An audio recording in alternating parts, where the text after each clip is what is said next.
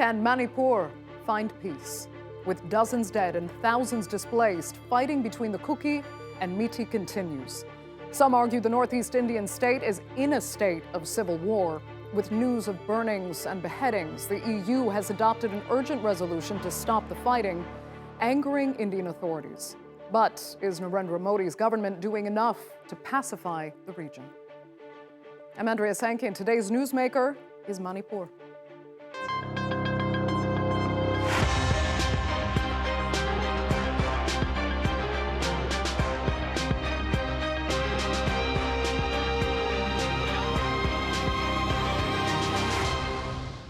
By what some describe as conservative estimates, over 140 people have died in Manipur since clashes between ethnic tribes first broke out in May. After the majority Hindu Meitei sought tribal status, protests by other indigenous communities erupted. The violent clashes have resulted in the complete segregation of Manipur's Kuki and Meitei communities. The EU Parliament issued a resolution saying the violence is a result of divisive policies promoting Hindu majoritarianism. But Delhi has condemned the resolution, labeling it interference in India's internal affairs. In a fresh round of violence, 3 more people have been killed this week. Let's take a look. The Indian state of Manipur is on the brink of a civil war. Ethnic clashes between the Meitei and Kuki tribes erupted in May. The Meiteis are demanding tribal status from the local court.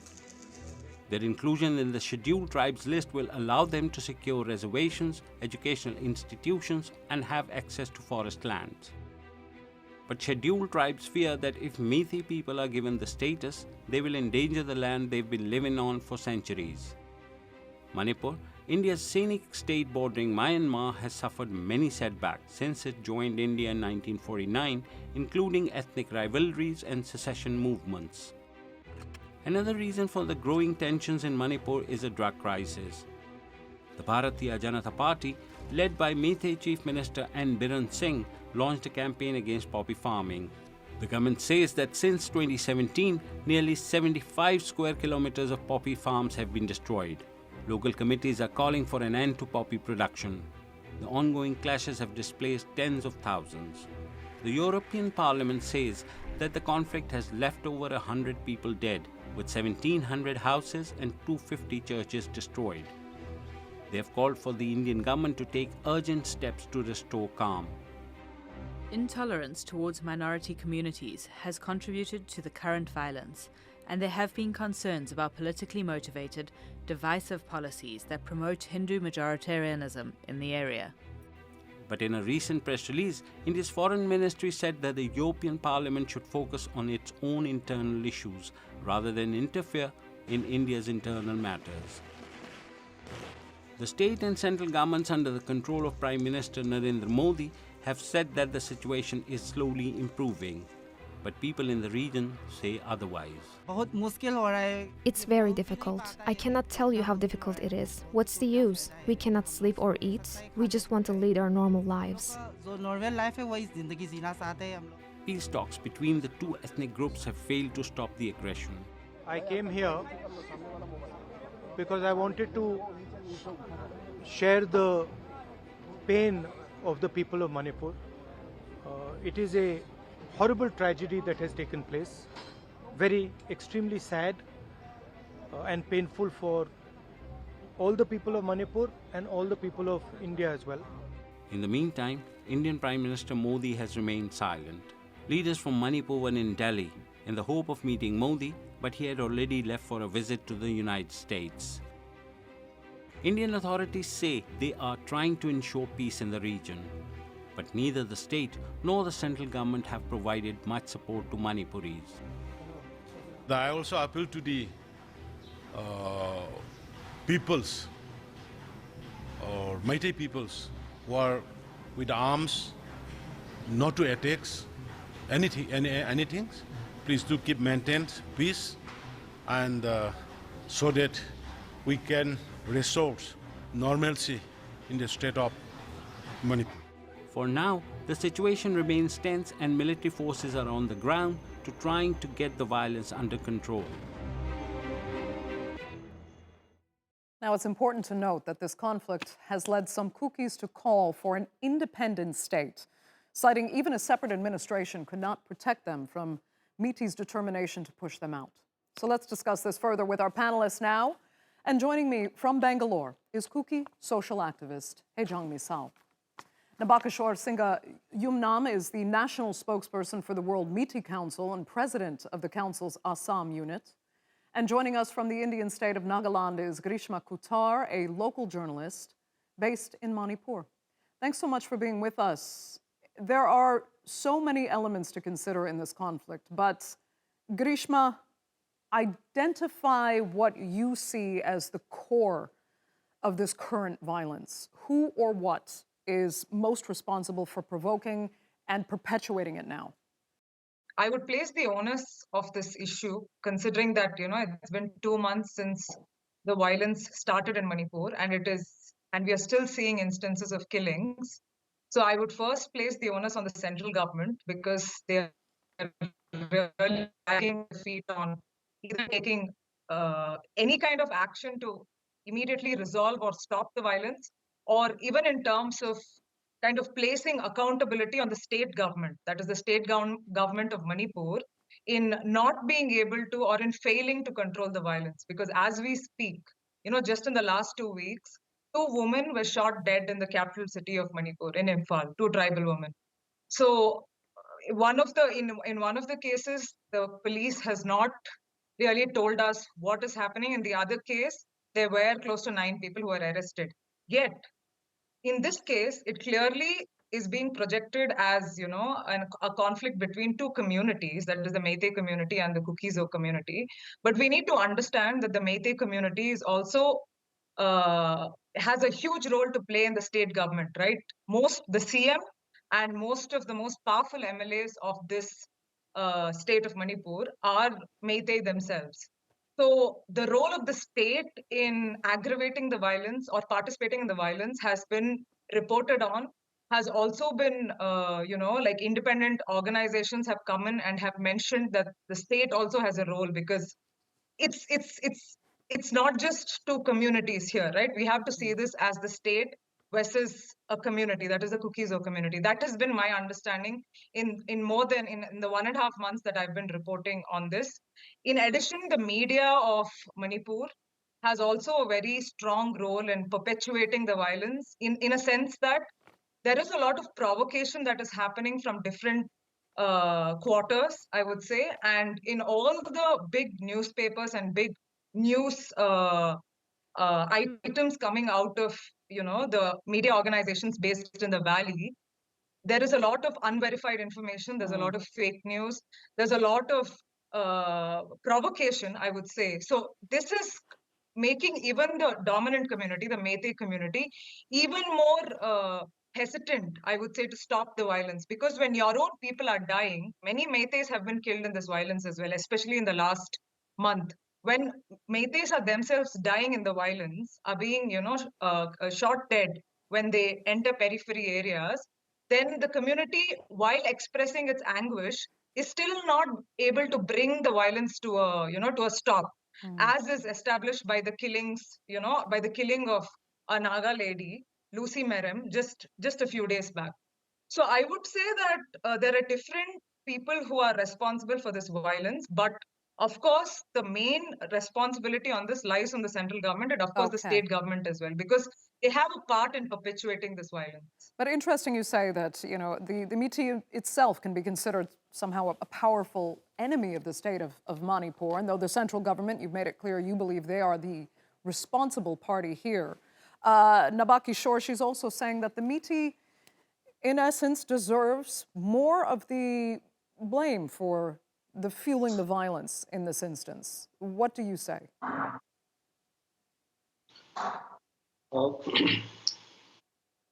The violence is not just one of accident which started since the 3rd of May. It has a lot to do on the background. It is also involvement of various elements like the change of the demography in the state of Manipur, and there is the narco-terrorism involved. The Manipur itself is a very vulnerable in the state of in India, in the country in India. People might be heard about mostly on the Kashmir issue, but the Manipur issue was also a very long issue. The state has just became normal in the past probably 9 to 10 years. There is no such kind of a blockade or no such kind of the protest in the streets. So 9 years almost, people were living peacefully. However, the world should know is that it is the Meitei community who had a kingdom in the state of Manipur. The king has ruled this kingdom for more than 3,500 years, So and it has a long legacy. Then why should Meitei, having said that, why should they be given this special tribal status that they are now asking for, that minorities were granted before, and now the Meitei, the majority community with all the history of ruling the state, wants this power or this status? We just need to know in a very holistic figure. What is the worldwide population of Meitei? It's just simple 1.8 million. What is the worldwide population of Kuki? It's a 4.8 million, almost 2.5 times. And how can you say that the Meitei is a minority? Not in Manipur, though. Meitei is living in only 6% of the land of Manipur. How you can say it's a majority? Okay, well then let me put that to Hejang Misao. You're hearing this argument from a Meitei leader as to why you should not be considered a minority, have any tribal status that you have as a minority in the region now, because regionally, outside of Manipur included, you have double the population of the Meitei group. Thanks for the show, and I would right away start by saying that Meiteis are so good in dramas, they're so good in telling lies, and I would once again tell them that you can fool your own people, but you cannot fool the entire world when we are living in a modern age where technology plays an important role. You can spread your lies for some time, but your lies will come back and hit you back. Now, there are also lots of instances where the lies has started hitting them back. When Nabakishore, who is also one of the person responsible for what is happening in Manipur, blatantly blame on the demography and the so-called narco-terrorists, I think he started lying to the entire world again, because you might not believe me when I'm saying the truth, because I belong to the Kuki community, but I never tell the truth because I strongly believe in certain values which I hold dear to myself. Now they've been alleging without any substantial evidence that Kukis are illegal immigrants, when the Kukis themselves are fighting the British for 3 years. That is, we call it Anglo-Kuki Wars from 1917 to 1919, and much before that, in 18th, we also fought the Awa land, under which we held the Maharaja and rescued them from the so we understand you're saying there is a deep history of the Kuki people in Manipur. Deep history is there. But then why only now? And the Kuki themselves, out of 188 fighters in Indian National Army, 159 are from the Kukis community, and now without any substantial evidence, they are calling the Kukis as immigrants, and when they are also calling the entire community as poppy planter, and then they are alleging that we are responsible for that. And when by fact, I have the data, 2,240 acres of land are cultivated by the other tribal community, and when the larger chunk of benefits of the drugs, because the factory, the end product. But you have to explain why you have reached the point where you believe a separate administration representing the Kuki people is not enough. You deserve your own state within the nation of India. Thank you for asking me. Yeah, thank you for asking me that question. The demand for separate administration is not at all new. It is unfulfilled political aspiration of the Kuki since the time of our forefather who fought the British for 3 years, which is also known as the most expensive war in the history of India. And, much before the violence, the Kuki State Demand Committee was formed already. And this Kuki State Demand Committee is part of the India's forum for the creation of new states. Now, when we are saying this, I would also appeal to the entire Indians. Every year, we are paying tribute to those souls who contributed towards the cause of India's independence.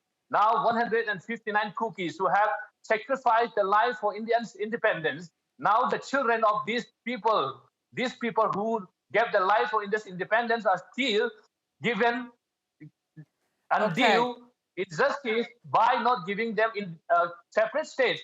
Let me go back to Nabakishore, because there is a major issue. I'm going to have to return to this. We've heard the Kukis argue about their history in the region and that there should be, centuries of determination as to the status of the Kuki community today and that they deserve an independent state. We know that, but still, I need to go back to something you brought up because most Kuki proponents do not believe this is an issue here. Yet you believe the issue of drug cultivation, the trade, plus the mafia operating behind the drug trade in Manipur is a major component to this conflict. How so, and why do the Kuki community not see that? I have a few points to Mr. Hejang. I did not charge that the Kukis are the sole responsible for this narco-terrorism, did I? No. What I said is the Manipur is a very vulnerable state. And I did not say that the Kuki community, they are traitors. No, I did not say that. What I said is the issue is mainly because of the change of the demography. The land itself is a very vulnerable. It shares almost 400 kilometers with a country which is Myanmar. Their political stability itself is a very big question. And there's a golden triangle which is there. So what I said is there are lots of elements factor. Now, I come to this question that to Mr. Hejang, that I do not have, I believe that the Meiteis never question on your citizenship, never question of your patriotism. But the problem is where? The problem is when your leaders are welcoming the illegal migrants from Myanmar till now. There the problem lies. Okay? That's the biggest concern. If you are a citizen of India, you should be also a responsible citizen. That's my point. If we break the laws, then the problem will be there. So, being your community, being your leaders, being a responsible citizen, just to respect the law of the country. Okay, let me turn to Greeshma. We fortunately have her back. Greeshma, I can see you do disagree with much of what you were hearing. Explain why. Andrea, so I completely disagree with what the previous speaker was, referring to, because this is not an issue about, the displaced people from Burma, because there is a war going on in Burma, and this has been established internationally. International organizations, media organizations have reported on the war in Burma, and the displaced from Burma, who share ethnic relationships with Kuki people, with Zo people across the border, and not only just in India, even in Bangladesh. So when a war is ongoing in the state of Myanmar, it's been on for the past 3 years, it is humanitarian, not only humanitarian. Internationally, there are laws, there are conventions in place that say that when there is a war going on, it is decent, actually. It is human for countries to accommodate people affected by war, right? the way in which Meiteis have turned this into a propaganda piece, because the state of Mizoram is accommodating the displaced people from Burma, and many of these displaced people from Burma, their villages are burnt down. And even when they come across the border, there have been documented instances which have been reported on of them going back across the border once they are able to access their village. To use a humanitarian situation like this, where literally people are being killed across the border, to turn it around and to use it as a target when a war is going on between two communities in India is, I mean, Okay. I don't even know what word to use, because this is the kind of propaganda that has been going on from the time this war has started. While this war in Manipur is clearly not about who is illegal, who is refugee, it's about the land. Okay. It's Yeah. clearly about the land, and beyond the land, it is also about how the the Meiteis, who are part of the state of Manipur, who have been the dominant community in Manipur, who've been ruling Manipur once India has been free for the longest time, are also trying different ways to accumulate more land. Okay. And Greeshma, it's one of interesting those because ways is this demand for ST category. as But you even before say, that, it's about the land.